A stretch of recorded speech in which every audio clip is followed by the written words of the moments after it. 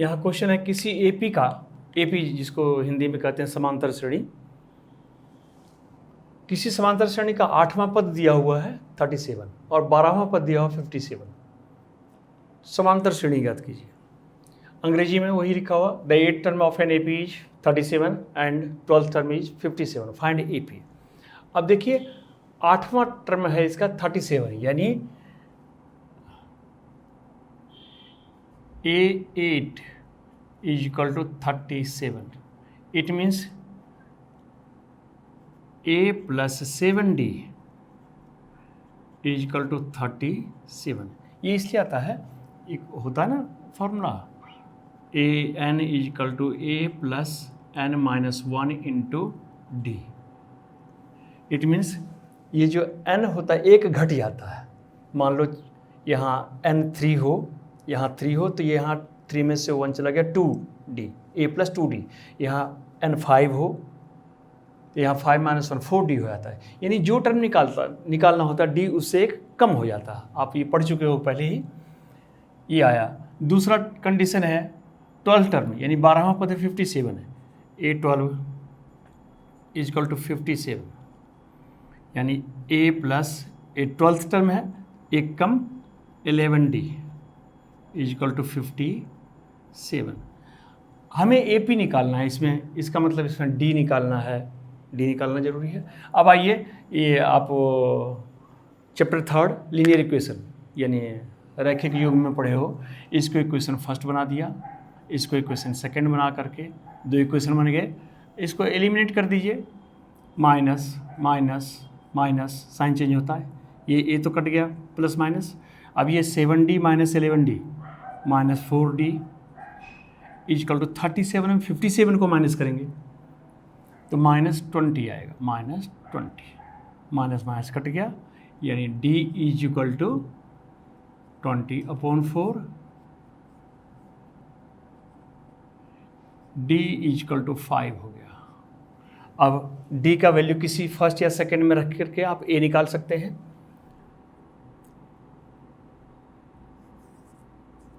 From equation first A plus 7D is equal to 37, D की जगह value रखिए, A plus 7 into 5 is equal to 37, यानी A plus 7 5 या 35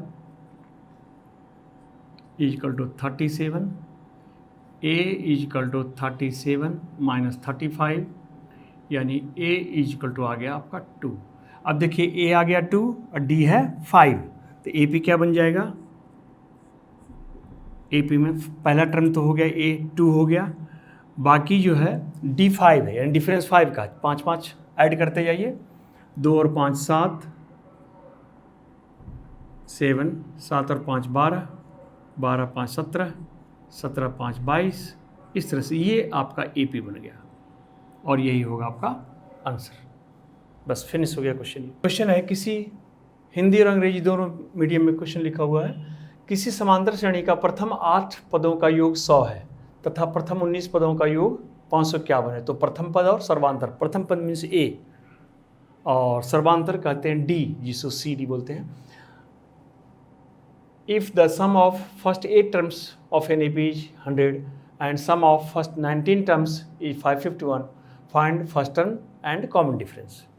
यानी देखिए इसमें दिया हुआ क्या है, फर्स्ट 8 टर्म्स 8 पदों का योग है 100, यानी A 8 पदों का योग, यानी S8 is equal to 100। S8 का मतलब क्या हुआ, SN फॉर्मूला होता है ना, SN is equal to N/2 2A plus N minus 1 into D, ये तो फॉर्मूला होता है ये SN का। S8 के बदले 100 आया हुआ है, यानी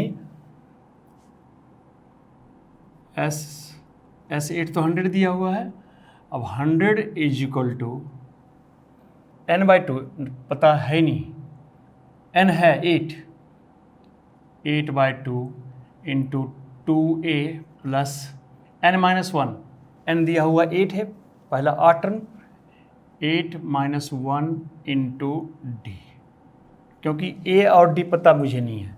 इसको तो कर दिया, ये आ गया 4। अब इसको थोड़ा सा सोल्व कर लें।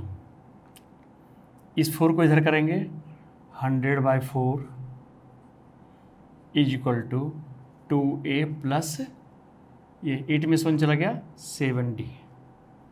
ये तो बेटा ये 25 हो जाएगा, यानी 2a plus 7d is equal to 25। इसको इक्वेशन फर्स्ट मान करके आप रखिए।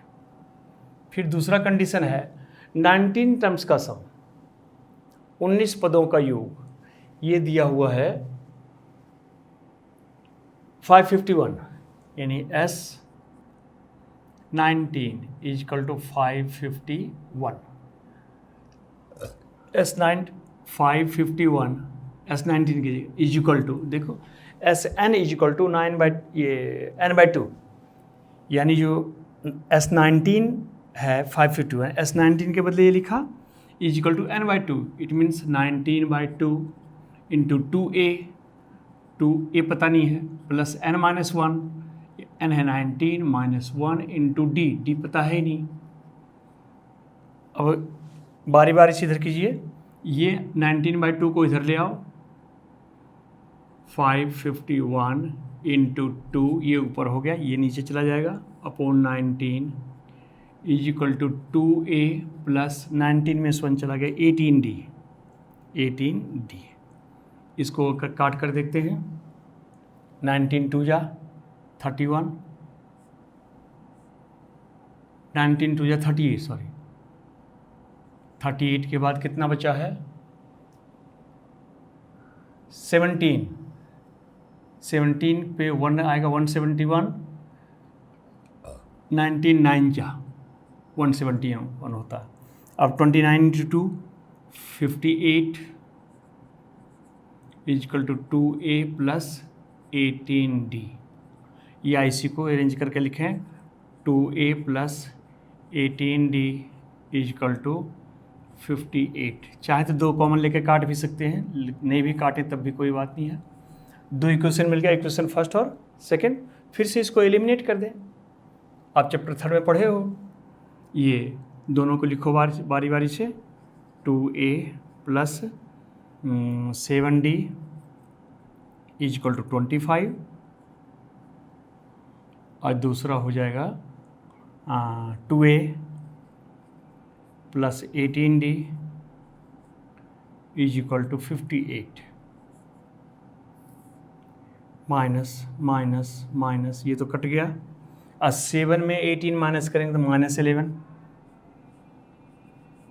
इज इक्वल टू 25 में 58 माइनस करो तो माइनस होगा। 8 में 5 चला गया 3, 5 में 2 चला गया 3, माइनस माइनस कट गया, यानी d इज इक्वल टू हो जाएगा आपका 33/11, कट करके आ गया 3, d आ गया आपका 3।